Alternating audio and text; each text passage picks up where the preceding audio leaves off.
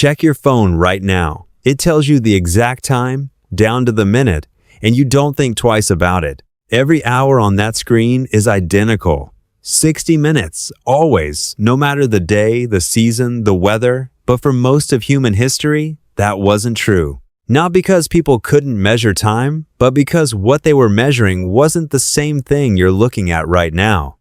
And once you understand what an hour actually used to mean, you'll never look at a clock the same way again. Let's start with the sky, because for tens of thousands of years, the sky was the only clock anyone had. The earliest evidence of deliberate time tracking using shadows comes from ancient Egypt, where obelisks erected as early as 3,500 BCE cast shadows that shifted in length and direction throughout the day. By watching where the tip of that shadow fell, people could divide daylight into rough segments. Over the following centuries, this was refined into the shadow clock, and eventually the sundial, with carefully marked lines that grew increasingly precise. At night, when shadows disappeared entirely, the Egyptians turned to the stars.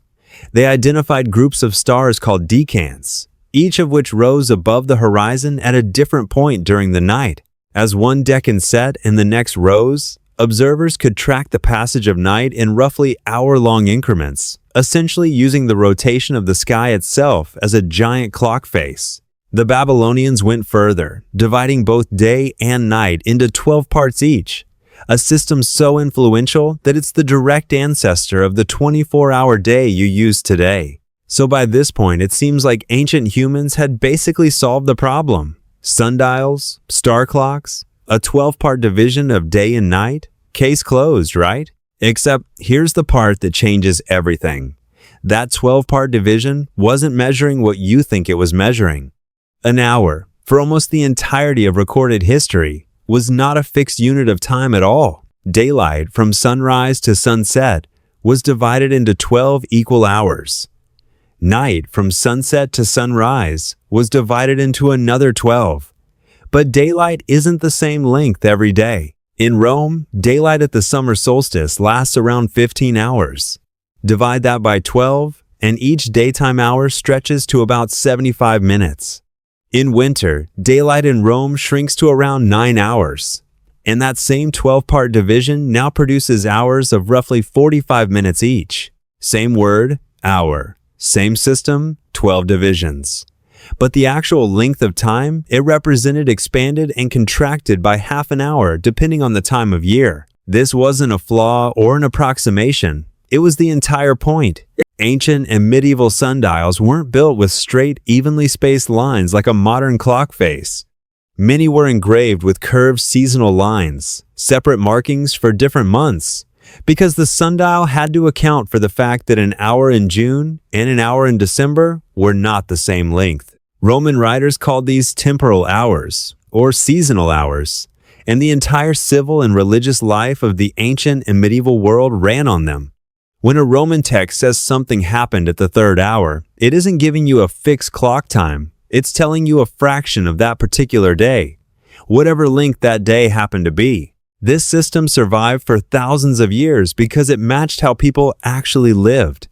Time wasn't an abstract grid laid over reality. Time was daylight, and daylight was when you worked. So the system simply divided the working day into 12 manageable pieces, whatever its length. The hour bent to fit life, not the other way around. What finally broke this system wasn't a better idea about time. It was a scheduling problem inside medieval monasteries. Monks were required to pray at fixed points throughout the day and night, the canonical hours, regardless of season. But if an hour stretched and shrank with daylight, prayers in winter and prayers in summer would fall at wildly different points relative to the sun.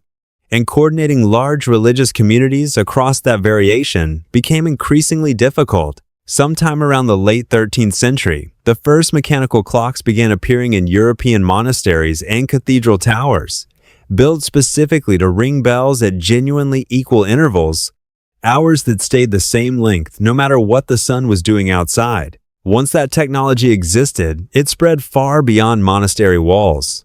By the 15th century, equal hours, 60 fixed minutes each, every single day, had become the standard across European civic life. The temporal hour, which had organized human time for thousands of years, quietly disappeared within a couple of centuries, and almost nobody alive today has ever heard of it. There's a small piece of evidence for just how deep this older system was buried in language. The word noon comes from the Latin nona hora, the ninth hour. In the old Roman system, where the day began at sunrise, the ninth hour landed at roughly 3 in the afternoon. For centuries, noon meant 3 p.m.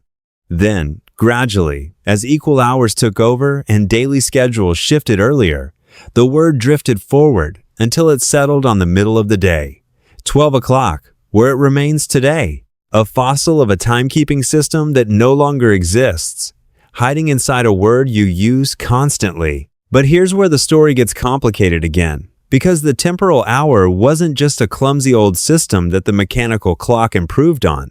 Inside your body right now, there's a structure called the suprachiasmatic nucleus, a cluster of roughly 20,000 neurons sitting in your brain's hypothalamus. It functions as your internal clock, and in 1999, researchers led by Charles Czeisler at Harvard measured its natural rhythm with extreme precision. They found that the average human internal clock runs on a cycle of about 24 hours and 11 minutes. Not the perfectly even 24 hours your wall clock insists on. 11 minutes might sound trivial, but your body resolves that gap every single day through exposure to light, primarily morning sunlight, which resets the internal clock to match the actual rotation of the planet. For nearly all of human history, that resetting happened automatically and constantly, because people's daily rhythms were tied directly to sunrise and sunset, the same astronomical events that the temporal hour system was explicitly built around. The old system, for all its apparent imprecision, was in constant communication with the actual sun. The modern system, 60 identical minutes repeating in an endless uniform grid, is not. This mismatch has a name. Researchers call it social jet lag, the gap between what your internal clock wants and what your schedule demands. Studies on daylight saving time, the one modern remnant of seasonal time adjustment, have found measurable increases in heart attacks and traffic accidents in the days immediately following the spring shift. When people lose a single hour of alignment between their internal clock and the external one, 1 hour shifted abruptly registers in the body as a disruption serious enough to show up in hospital records. For thousands of years, your ancestors lived inside a version of time that flexed with the planet itself, stretching in summer and contracting in winter because the sun did the same thing. Then in the span of a few centuries, we built a version of time that never bends for anyone. 60 minutes, every hour, every day, regardless of what's happening in the sky or inside your own body. Go back to your phone. The number on it is exact, consistent, and identical for everyone in your time zone. It is also, in a very real sense, the first clock in the history of our species that has nothing left to do with the sun at all.